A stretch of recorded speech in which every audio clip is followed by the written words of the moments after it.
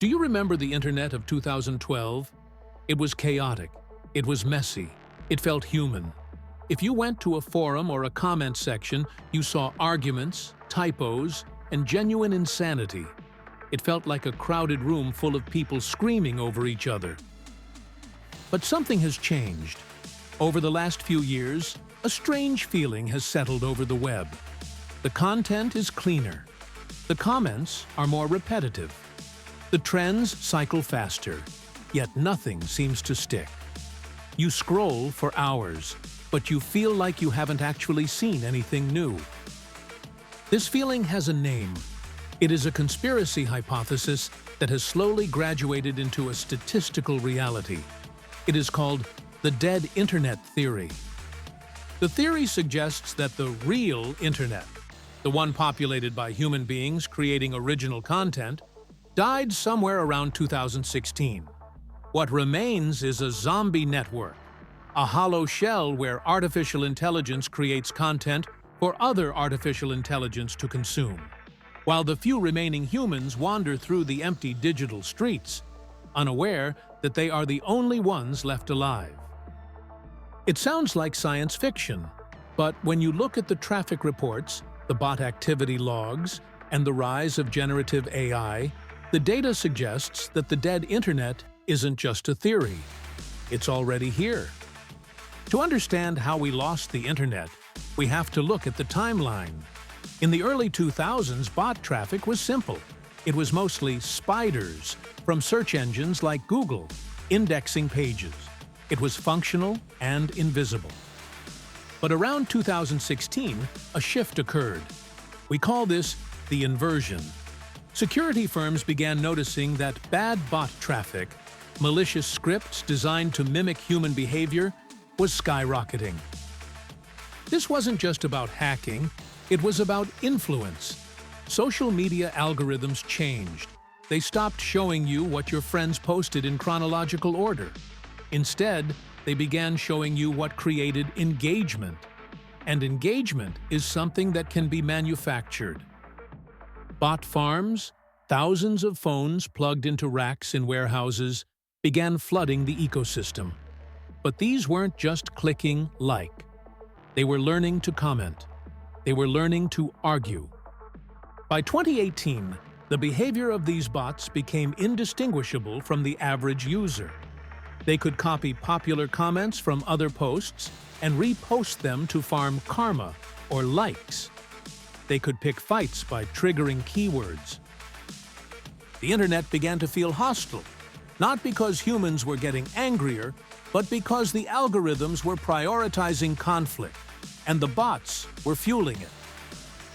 We started arguing with scripts. We started feeling emotions based on interactions that never actually happened. The human element was being diluted, drop by drop, until the noise-to-signal ratio flipped. Let's move from theory to hard numbers.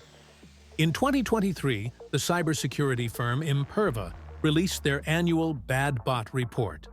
The data was staggering.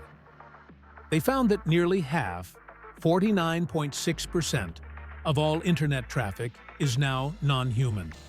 Let that sink in. 1 out of every 2 interactions you see online is automated. This traffic is divided into categories. There are simple bots, which are easy to spot.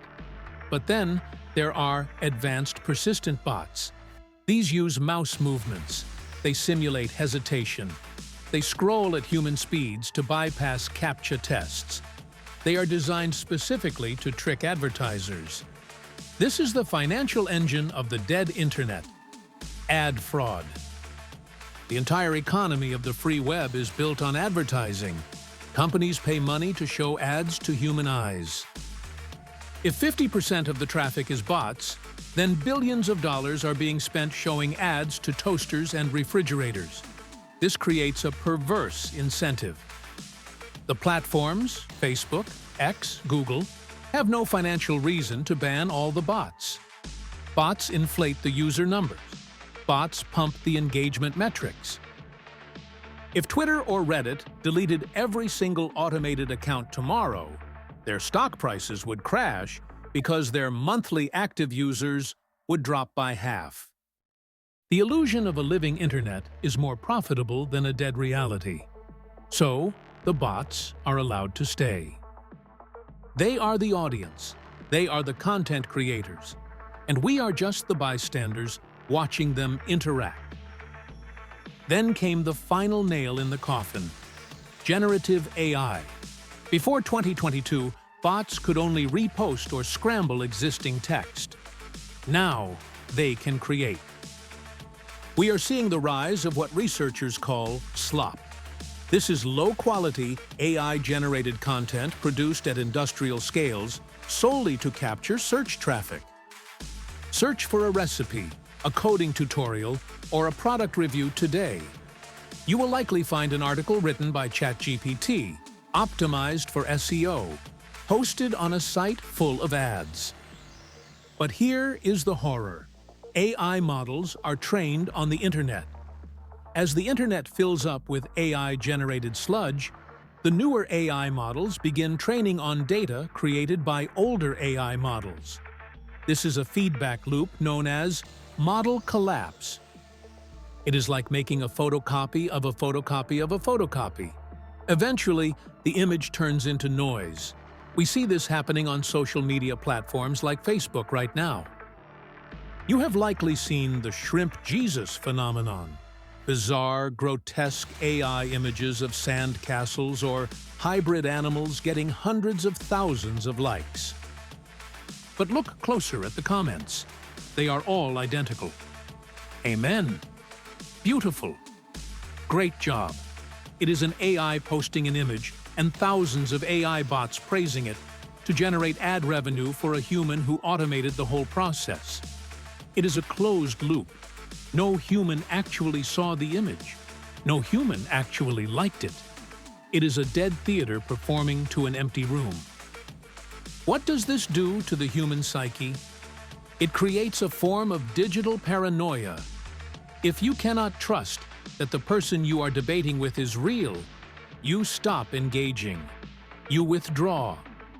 The real humans retreat into smaller private group chats or Discord servers, leaving the public internet to the machines. This is the tragic irony of the dead internet theory.